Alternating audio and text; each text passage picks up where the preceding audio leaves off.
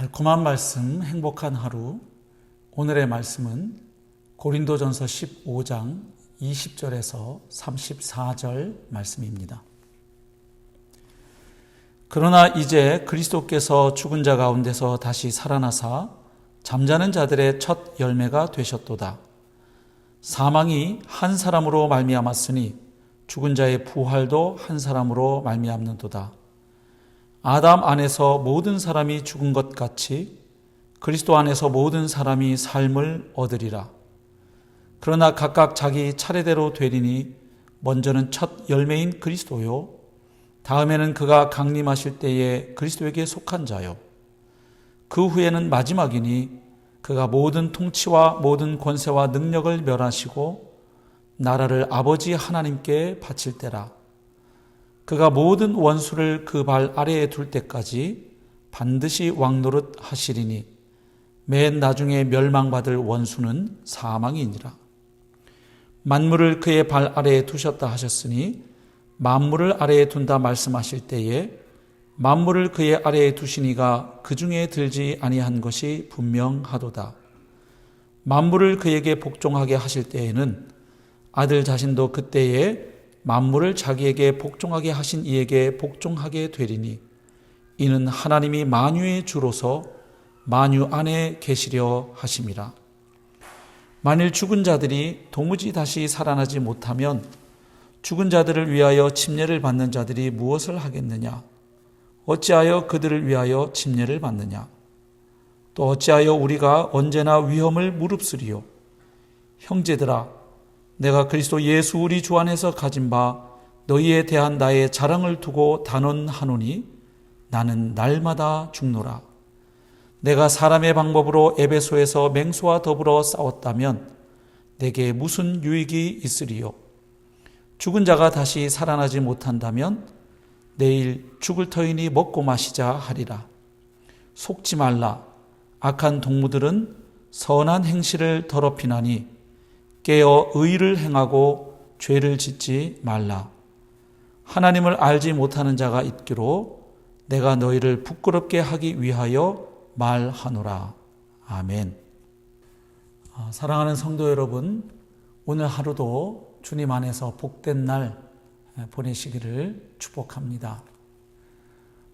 어제 본문에서 바울은 장차 있을 부활을 부인하는 것이 가지는 그 함축적인 의미가 얼마나 심각한지를 설명했었습니다. 오늘 본문에서 바울은 그리스도의 부활이 가지는 의미를 두 가지 측면에서 설명하고 있습니다.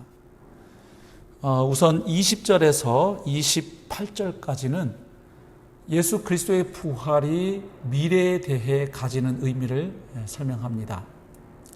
한마디로 말해서 예수님의 부활은 장차 우리가 경험하게 될 부활을 나타내고 보증하는 사건임을 설명합니다.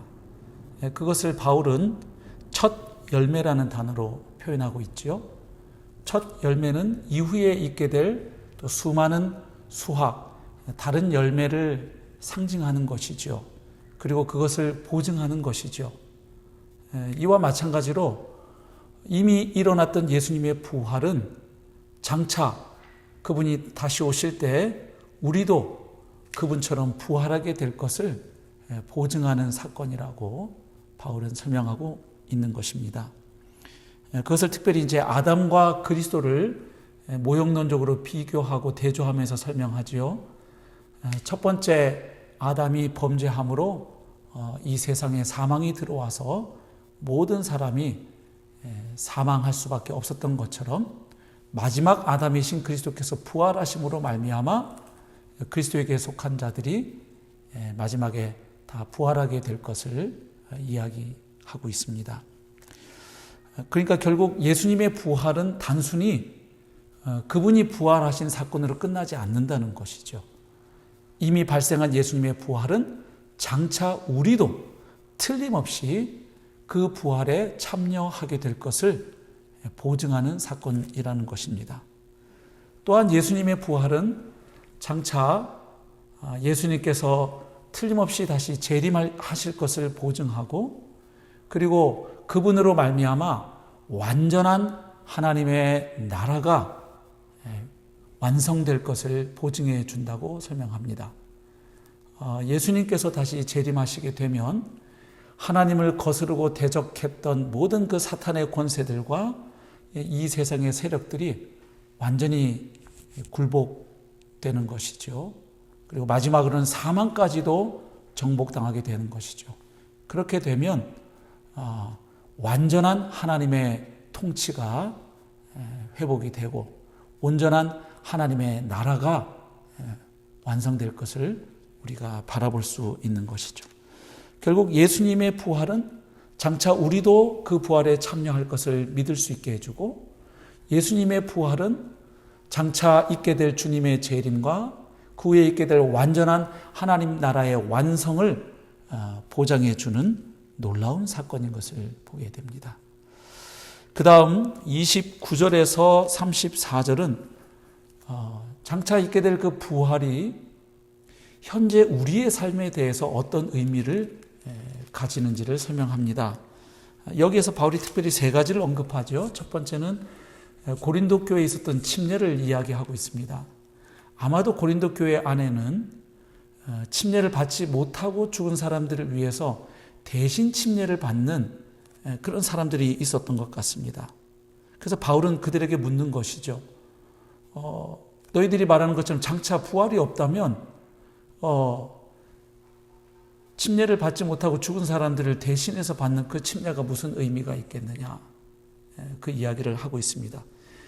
그들의 침례를 인정해 주는 것이 아니죠. 그들의 자기 모순적인 태도를 바울이 지적하고 있습니다. 그리고 바울은 자신이 복음을 위해서 받아온 그 고난을 언급하지요. 다시 말하면 이런 이야기죠. 부활이 없다면 내가 복음을 위해서, 하나님의 나라를 위해서, 하나님의 영광을 위해서 그렇게 고생하고 수고하고 고난을 견뎌왔던 그 모든 것들이 무슨 의미가 있겠느냐 하는 것입니다.